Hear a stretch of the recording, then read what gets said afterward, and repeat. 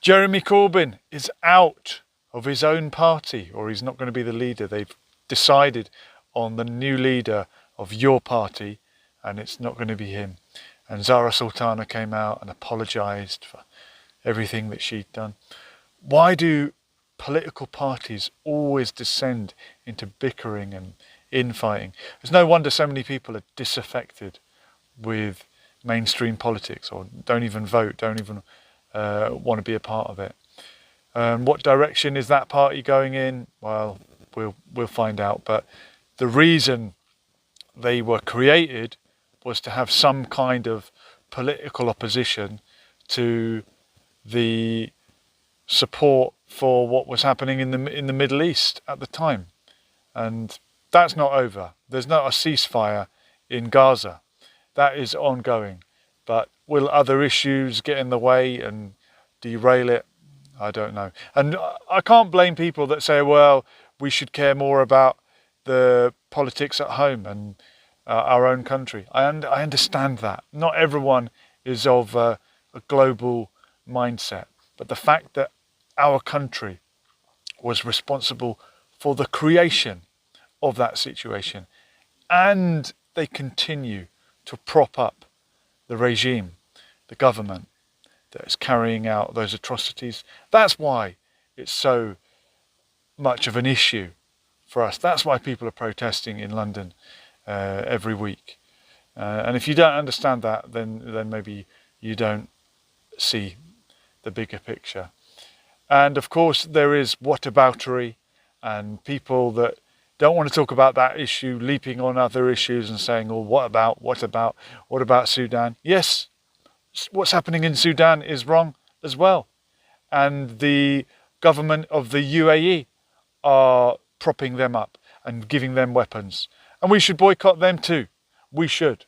Yes, we should. And that is why today I am announcing this government will make a new free of charge digital ID mandatory for the right to work.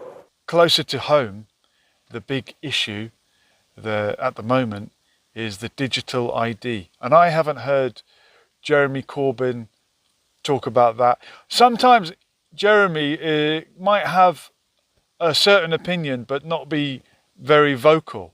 I am sure he's against digital ID. I can imagine he would be, but he doesn't always raise his voice very loudly. I think George Galloway said that Jeremy Corbyn wasn't mean enough or aggressive enough. He was too much of a nice person, and that's why he never managed to become the Prime Minister. Is he the best Prime Minister we never had? Maybe. It looks like he will remain as such. But why are we not talking about the digital ID? Why is that not a big topic? Or maybe you don't care. Maybe you don't think it is important. Maybe you think Keir Starmer's free of charge, compulsory digital ID. Maybe you think that's a great thing, the Brit card that's being brought in because there's too many foreigners that shouldn't be allowed to work here and you need to prove that you can work here. But isn't that likely to be abused, to have that much power in the hands of the government, whichever government it is? At the moment, it's Keir Starmer at the helm, but it will be someone else one day. How much power can you give the government? And Tony Blair tried to bring this in before, didn't he? He tried and failed. We cannot continue with business as usual, and change is inevitable. This is where technology, like digital ID, becomes critical. My institute's own analysis shows that introducing this in the UK would save at least $2 billion a year. And it's his son who owns the company that's set to make billions from the implementation of the Brit card, of the digital ID.